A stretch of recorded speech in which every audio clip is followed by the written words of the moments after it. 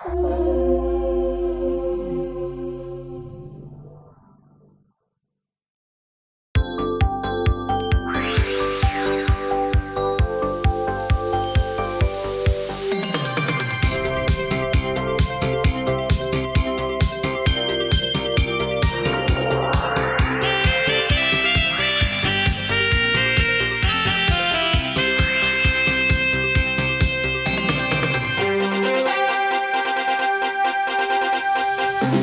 wake up. It's Means Morning News. Just after 11 a.m. on the East Coast, I'm Sam Sachs, your trusted newsman.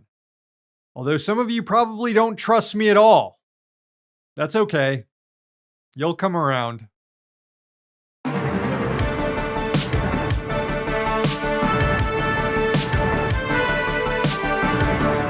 And we begin on Capitol Hill, where a discharge petition to force a House vote on releasing the Epstein files is nearing enough signatures. The Democrats' victory in a special House election in Arizona this week sends Adelita Grijalva to Washington, D.C., where she's set to be the 218th signature on that discharge petition circulated by Reps. Thomas Massie and Ro Khanna. Discharge petitions are rarely used tools in the House that allow lawmakers to override leadership and force votes on legislation. House Speaker Mike Johnson and other Republican leadership have been blocking votes on the Epstein files at the behest of the White House. If a majority signs on to the petition, though, the bill is guaranteed a vote. Grijalva's signature would hit that majority threshold. Despite the White House's best efforts, the Epstein scandal is not going away. The House Oversight Committee received another tranche of documents from the Epstein estate, including ledgers of payments Epstein made to outside entities. In fact, there's still evidence out there that hasn't been looked at, proves there is still a lot of investigative work that could be done on the case that Kash Patel's FBI just isn't doing. And CBS News published a bombshell report this week that adds more suspicion to Epstein's jailhouse death, which authorities claimed was a suicide.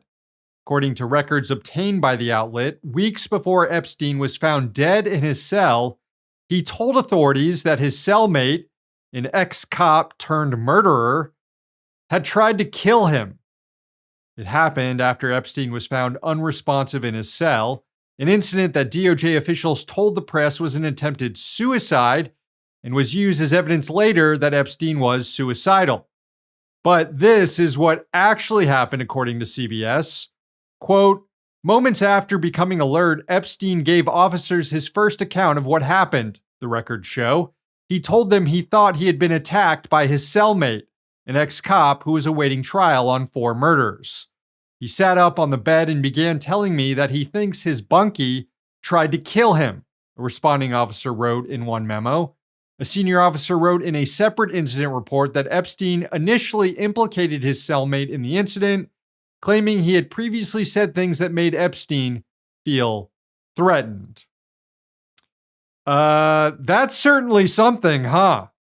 Assuming this is true, that throws a lot of doubt in the Epstein killed himself official narrative and only heightens the need for the release of more information in the case.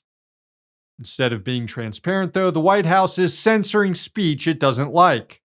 A statue placed on the mall depicting Trump and Epstein holding hands was removed by order of the administration. Despite the statue having a valid permit to remain on site through the end of the week, it was torn down by work crews in the middle of the night on Wednesday. Next up, staying in Washington, D.C., where a looming government shutdown is set to be used by the White House to push for another mass firing of public workers. Federal government runs out of appropriated funding on October 1st unless Congress passes a new spending resolution. Republicans put up a short-term funding bill that would keep the lights on through November 21st. The majority party needs some Democratic votes, though, to pass the bill, and Democrats want any spending legislation to reverse some of the Medicaid cuts the GOP passed in their budget bill and also extend subsidies for people to afford buying health insurance. Republicans don't appear all that eager to avoid a shutdown at this point. Leadership sent lawmakers home on recess this week, and they aren't even supposed to return until after the shutdown deadline is reached. And based on a memo obtained by Politico, the White House Office of Management and Budget is already making plans to use the shutdown to downsize the government. OMB Director Russell Vogt instructed agencies to lay off all workers involved with programs that experience a lapse in funding due to the shutdown and don't comport with, quote, the president's priorities.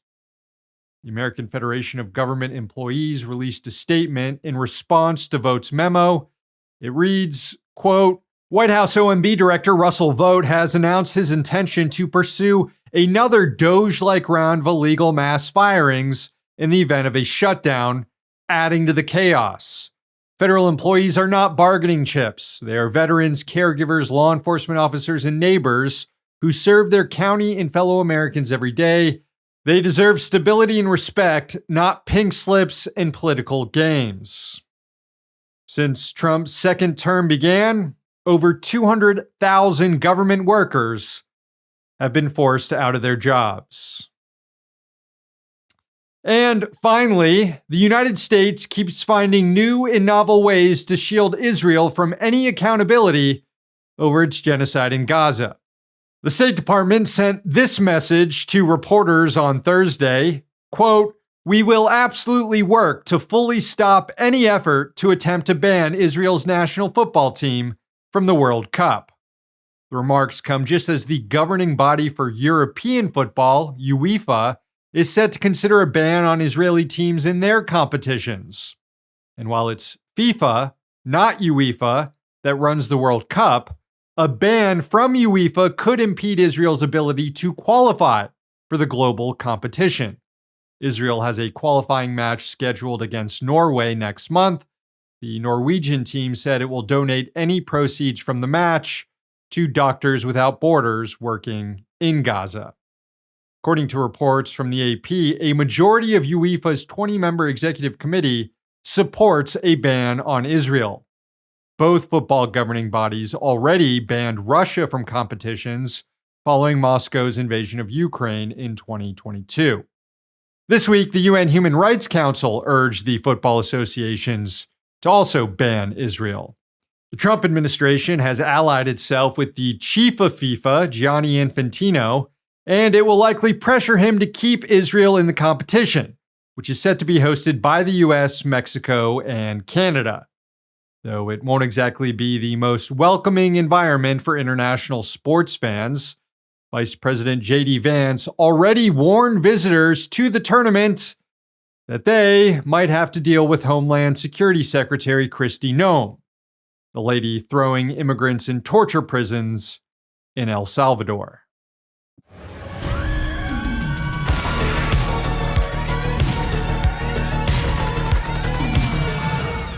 Earlier this month, House lawmakers on the Oversight Committee convened a hearing on UFOs, or as they're called now, UAPs, Unidentified Anomalous Phenomenon. The inquiry featured testimony from current and former troops who witnessed bizarre things while on duty. Take a look. When I arrived on scene, I talked to 5 shaken witnesses who described a massive triangular craft larger than a football field that hovered silently for about 45 seconds over their entry control point before shooting away at impossible speed. What I observed and what our crew recorded was not consistent with conventional aircraft or drones as they appear on our system. A self-luminous tic-tac-shaped object emerged from the ocean before linking up with 3 other similar objects. The 4 then disappeared simultaneously with a high synchronized, near instantaneous acceleration. Also, a new video was released to the public showing a Reaper drone off the coast of Yemen tracking a glowing orb. A missile is then fired at the orb, but instead of an explosion, the missile just bounces off the thing as it keeps flying. Typical first instincts by the US military there. Is that an alien? I don't know. let's bomb it. Lawmakers on the panel said that executive agencies have been lying to them about UAP. Witnesses testified that the primary office charged with investigating the phenomenon, known as the All-Domain Anomaly Resolution Office, or AARO, has also been misleading the public about the issue. All eyebrow-raising stuff, no doubt, especially for people like me who do genuinely want to believe. But there was something I just couldn't shake watching the hearing.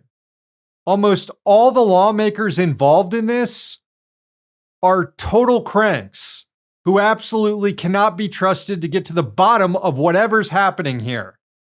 Take, for example, Congressman Tim Burchett, who can bring himself to believe that intelligent beings have managed to traverse the vast distances of the universe only to crash on Earth and then be used by the US government for secret reverse engineering programs.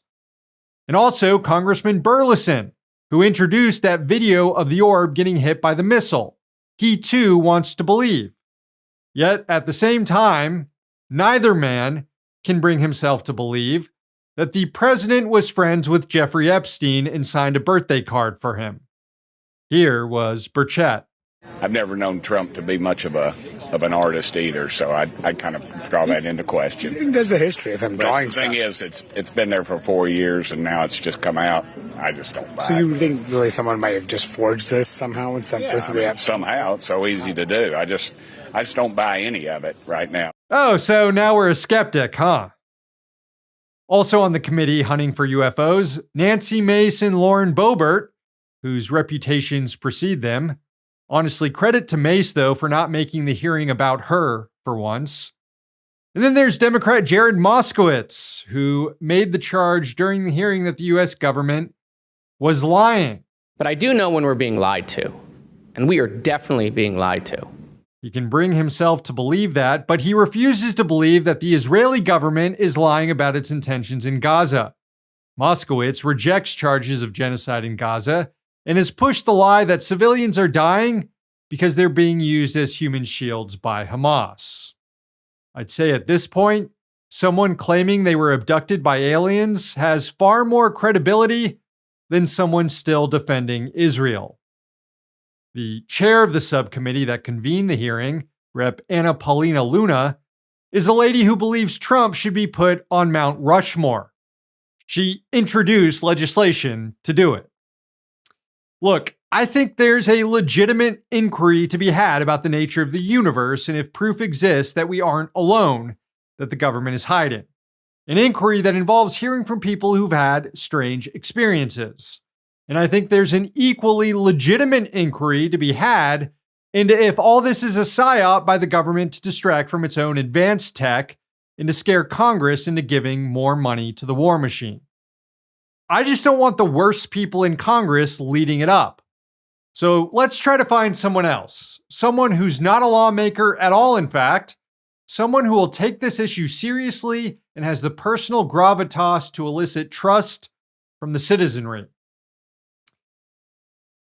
Get me Danny DeVito.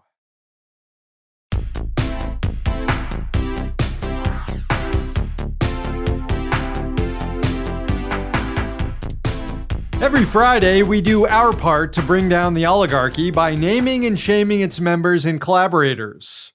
It's the palate cleanser before the weekend.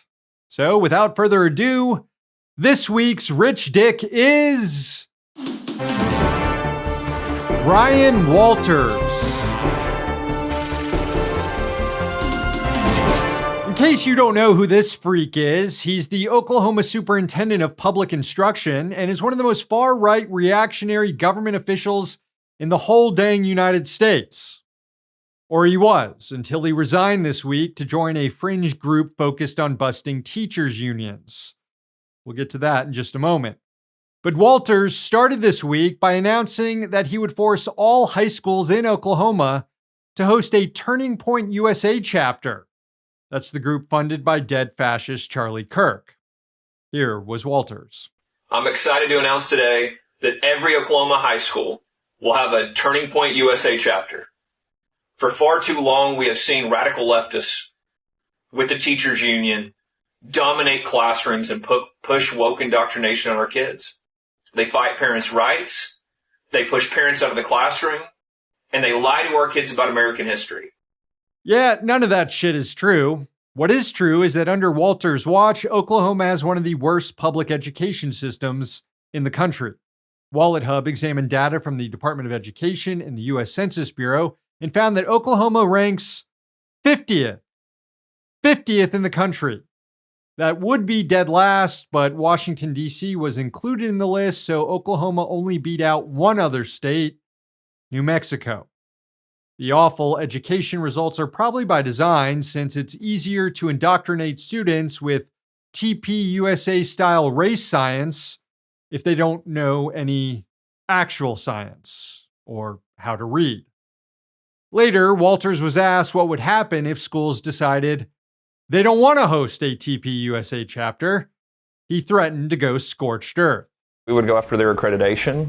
We would go after their certificates. So yeah, they would be in danger of not being a school district if they decided to reject a club that is here to promote civic engagement. Absolutely. They would be violating the law. They would be violating the rules set forth to them by our agency. So yeah, everything would be on the table in that scenario. Listen up. Either host the Nazi Youth Club or your school is getting shut down.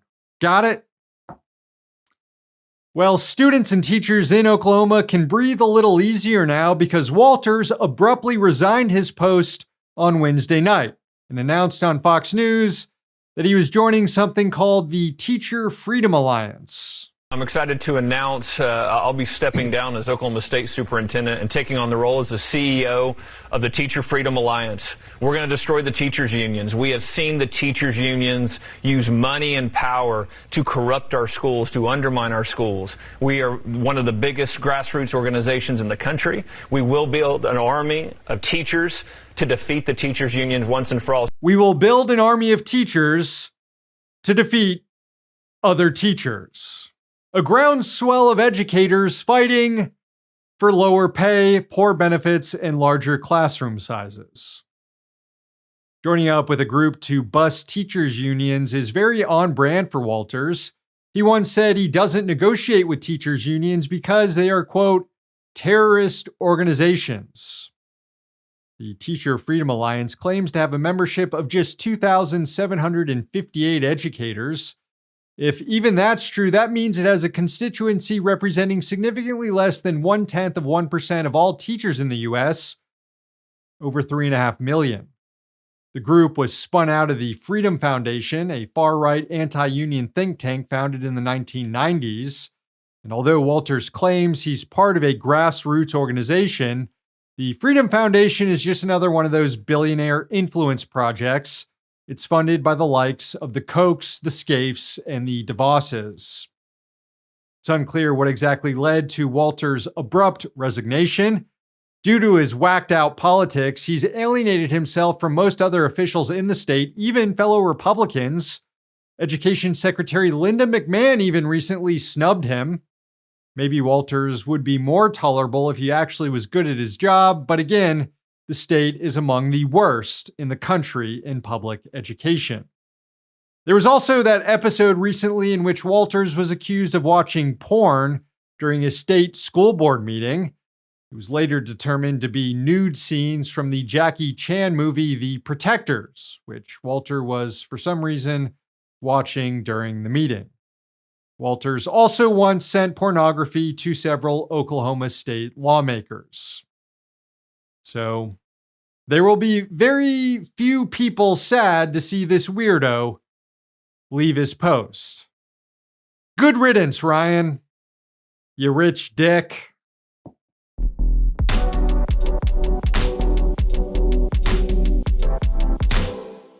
All right, friends, the show ends today with a sunrise from Pennsylvania. It was sent in by Brian in Skippack. Enjoy.